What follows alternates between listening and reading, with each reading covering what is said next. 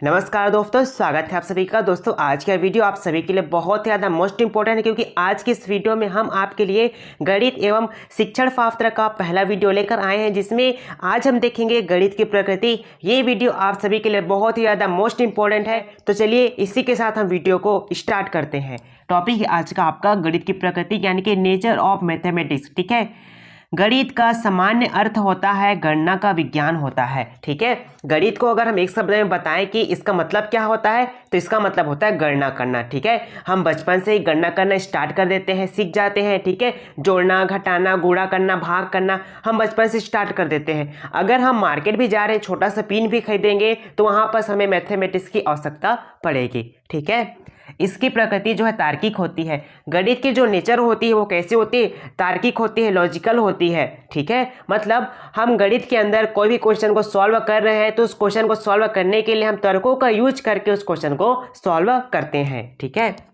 गणित संख्या, स्थान और मापन का विषय है। ठीक है, गणित जो है संख्या, स्थान, मापन आदि का विज्ञान होता है, यानी कि इसमें हम संख्या हो गया, स्थान हो गया, वह मापन आदि का यूज करते हैं। अर्थात गणित का सीधा संबंध जो है नापतोल से होता है। गणित को जो मतलब होता है वो किससे होता है? नापतोल से होता है। हम किसी भी चीज़ के बारे में मेजर कर रहे हैं, चाहे किसी भी चीज़ का एरिया निकालना हो, हाइट निकालना हो, डिस्टेंस निकालना हो, तो हमें वहाँ पर मैथमेटिक्स की आवश्यकता पड़ती है।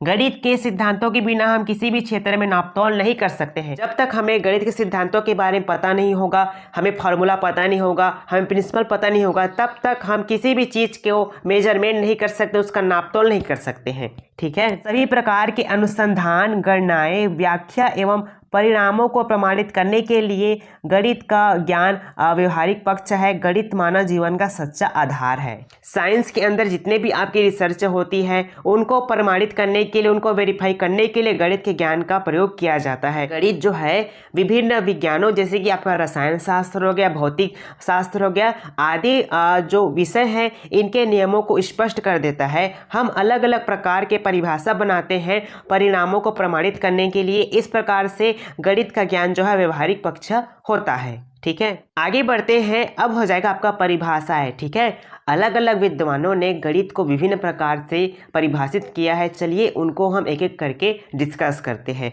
पहला है आपका नेपोलियन के अनुसार, गणित की उन्नति तथा वृद्धि देश की संपन्नता से संबंधित है। गणित की जितनी ज़्यादा उन्नति होगी, जितना ज़्यादा ग्रो होगा, ठीक है, उतना ही हमारा देश क्या होगा? संपन्न होगा, विकसित होगा।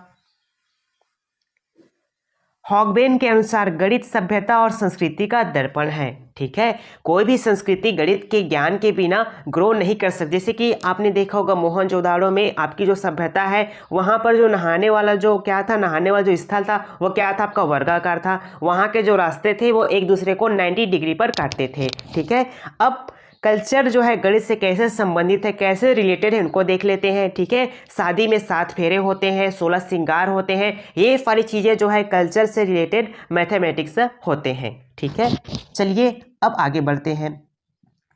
रोजर बेकन के अनुसार गणित सभी प्रकार के विज्ञान की द्वार एवं कुंजी है। ठीक है, यदि हम किसी विषय को पढ़ना चाहते हैं तो हमें गणित का बेसिक नॉलेज होना चाहिए। अगर मैं बात करूं, आपका जियोग्राफी हो गया, फिजिक्स हो गया, केमिस्ट्री हो गया, आपका हिस्ट्री हो गया, कहीं ना कहीं यहाँ पर गणित का यूज किया जाता है। ठीक है, या फिर यूज होता है।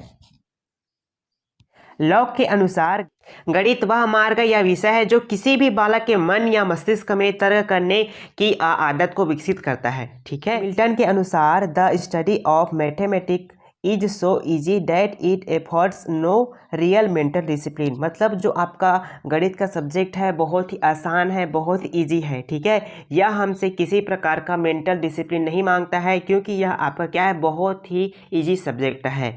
ठीक है, किनके अनुसार?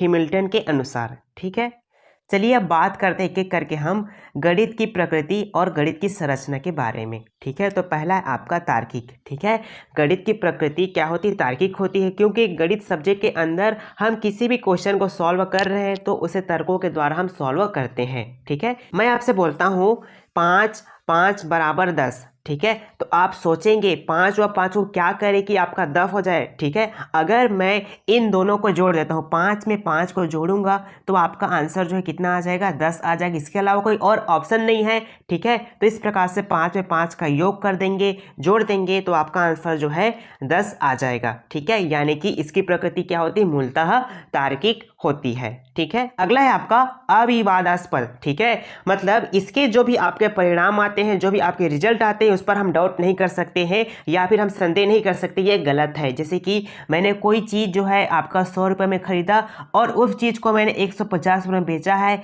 तो कितना रुपए का मुझे लाभ हुआ, आप बोलेंगे अब मुझे 50 रुपये का लाभ हुआ, ठीक है। अर्थात आप सुन रहे हैं, किसी भी जगह से होंगे, आप सुन रहे हैं ना, मुझे कितना रुपए का लाभ हुआ, 50 रुपये का लाभ हुआ, ठीक है। अगर मैं कहीं भी चला जाऊँ, किसी भी स्टेट में चला जाऊँ, तो तभी बताऊंगा मुझे कितना रुपए का लाभ हुआ है, 50 रुपये का लाभ हुआ है, ठीक है। ये तो बदलने वाला नहीं है, ठीक है। मतलब आंसर आपका समान रहता है, चाहे मैं कहीं चला जाता हूँ, लेकिन कहीं पर चला जाता हूँ, लेकिन व्यक्त करने का तरीका बदल सकता है, लेकिन आपका आंसर जो है नहीं बदल सकता। अर्थात गणित की जो प्रकृति होती है वो कैसी होती है, अविवादास्पद होती है। इस पर हम डाउट नहीं कर सकते इनके परिणामों पर, ठीक है।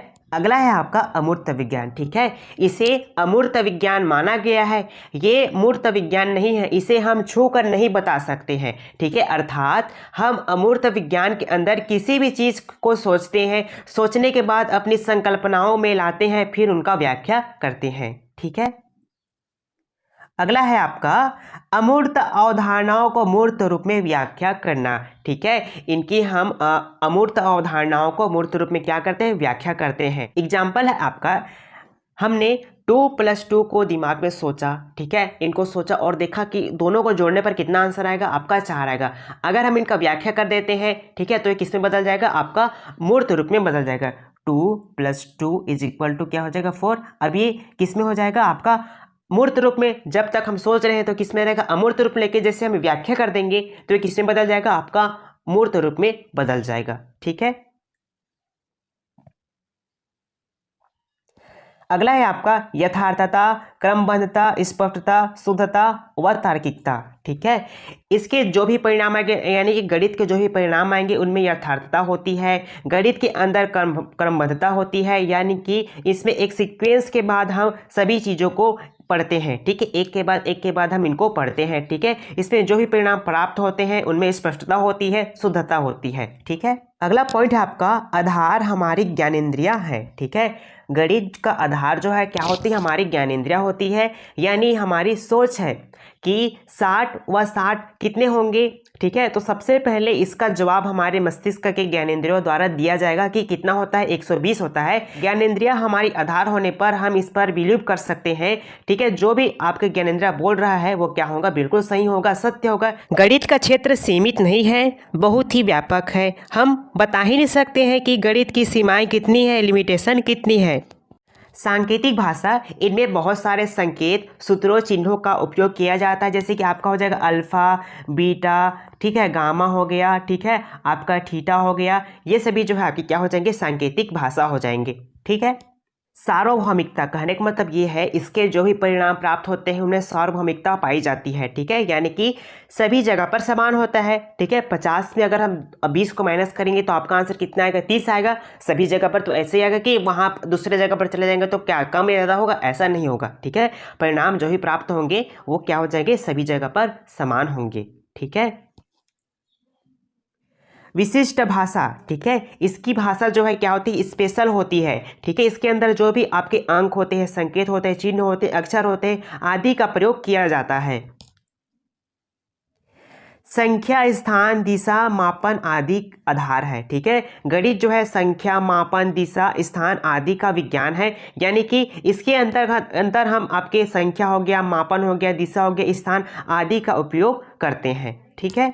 अगला पॉइंट है आपका गणित के अध्ययन से बालकों में आत्मविश्वास यानी कॉन्फिडेंस, आत्मनिर्भरता का विकास होता है, ठीक है। आशा करता हूँ आप सभी को आज का वीडियो पसंद आया होगा। ये वीडियो जो है आप सभी के लिए बहुत ही ज़्यादा इंपॉर्टेंट है। आपके इस चैनल में जितने भी आपके प्लेलिस्ट है वो सभी जो आपके एग्जाम के लिए बहुत ही ज़्यादा इंपॉर्टेंट है, बहुत ही ज़्यादा यूजफुल रहने वाला, तो आप उन सभी प्लेलिस्टों को देखिएगा। मिलते हैं नए वीडियो में नए टॉपिक के साथ। All the best.